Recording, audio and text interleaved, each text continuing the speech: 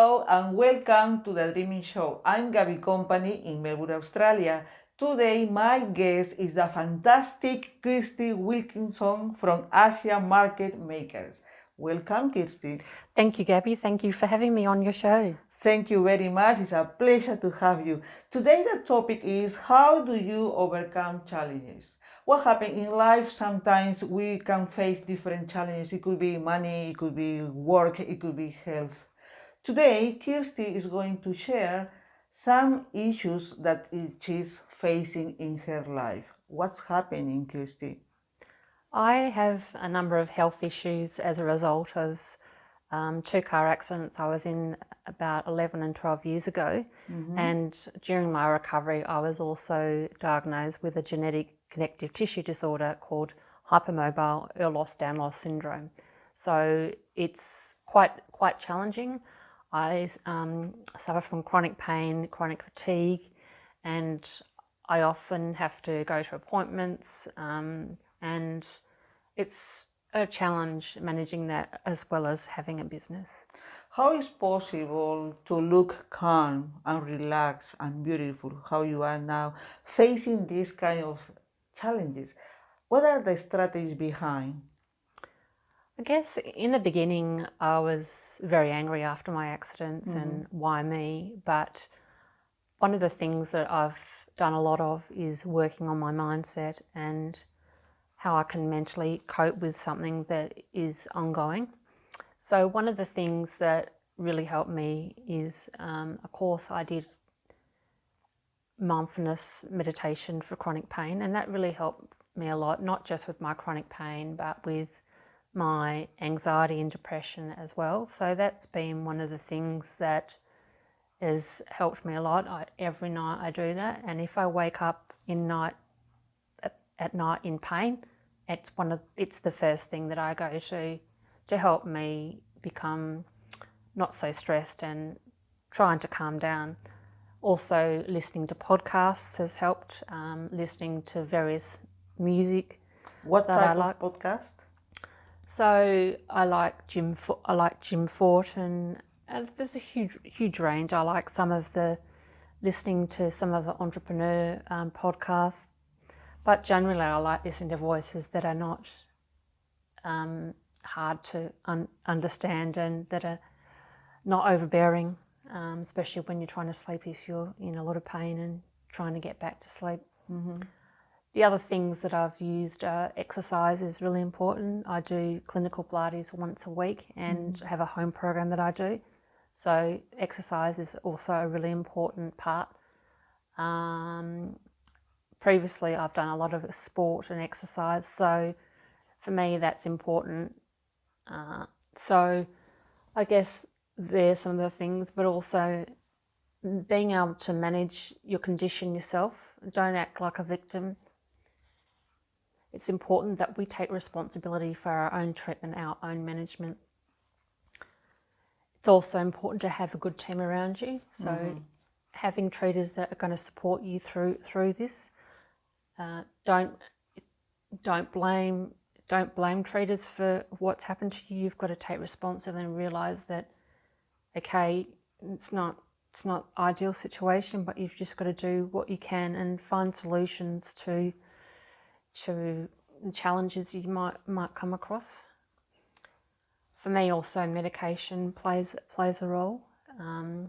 But having ongoing appointments as well is something that I have to do as well. Sometimes you can feel like that just one thing is happening after another, and sometimes it's important to take a step back.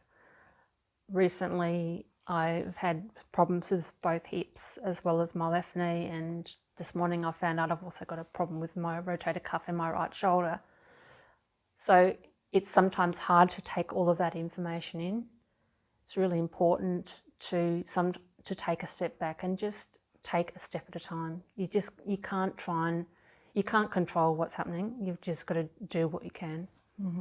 Thank you for sharing your case, your story. I really appreciate that. What I can understand is when we face challenges, probably there is a process. At the beginning you mentioned that you felt anger, And that's okay. You give permission to yourself to feel that kind of feeling because that's not normal what happened to you. And that's okay. Sometimes in life we think our case is the worst case, is the worst scenario, and it's not. There are more people suffering probably more than you, the same than you.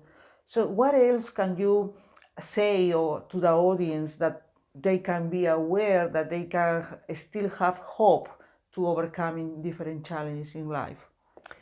I think hope is really important, and so I think you've got to look at what the possibilities are and what options you have, and then look at the pros and cons of each option, and then decide what is the best for you. One of the things living with a chronic illness is often people will make suggestions of what you should try. You should try this, you should try that, you should try that. And sometimes that can be hard because you're already getting advice from your own treaters, and it can be overwhelming as to know what to do. For example, at the end of July, I was diagnosed with a serious heart condition, and a friend's mum had died from the condition. I think she perhaps didn't have such good management, and that's probably why she ended up passing away, unfortunately, on the operating table. I think if you actually have the right mindset and you have hope, I think it helps you cope with these things a lot better. So anything else that... No, that's fantastic. Thank you. Thank you, Christy. You have a business. Could you tell us about your business, please? Sure. I have a business in export and import consulting, focusing on Japan, UK, Europe, and the US. I have a strong interest in Japan, having lived there as an exchange student for a year and having done further study when I was at Monash University. I've got a lot of friends still there and host families, and I go back when I can. How long have you been in that business? For about 6 years, on and off. I've had to take breaks at times. When I had major shoulder surgery about 5 years ago, I had to take some time out for my rehab and recovery. So, but having my own business allows me that flexibility to take a step back when I need to and push forward when I'm able. Do you have a website? Yes, I've got a website. It's asiamarketmakers.com, and that's a good place to find out what we actually do. The other thing that I'm doing more of is mentoring people that are wanting to take their business globally or already have a business globally. It's a very different mindset to having a domestic business. So especially around mindset, it's often quite different to if you just had a domestic business. As an example, I was possibly going to be working with a company that used sweeteners in their drinks. And in some markets, the sweetener that they were using wasn't well respected, and it's the ability to be able to change that.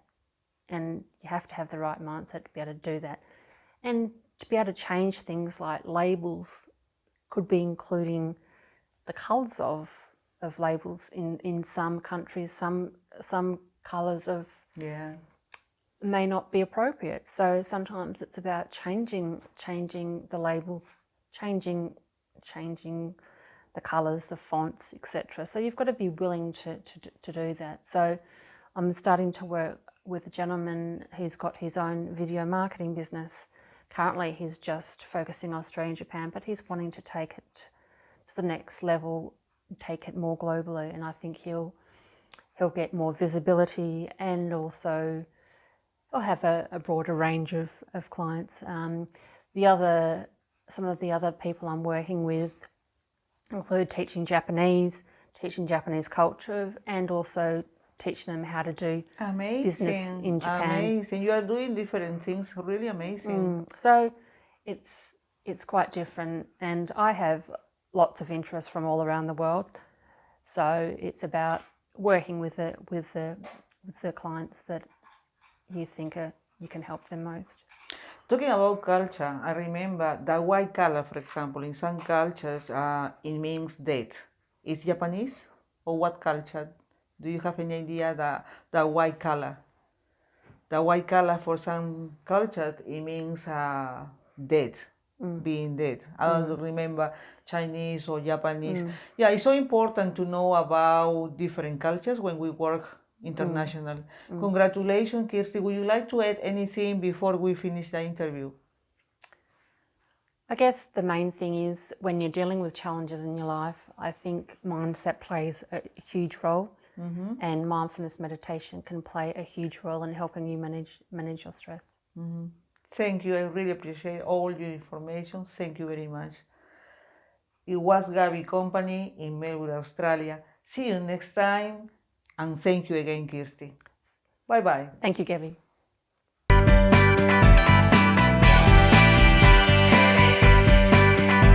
The Dreaming Show.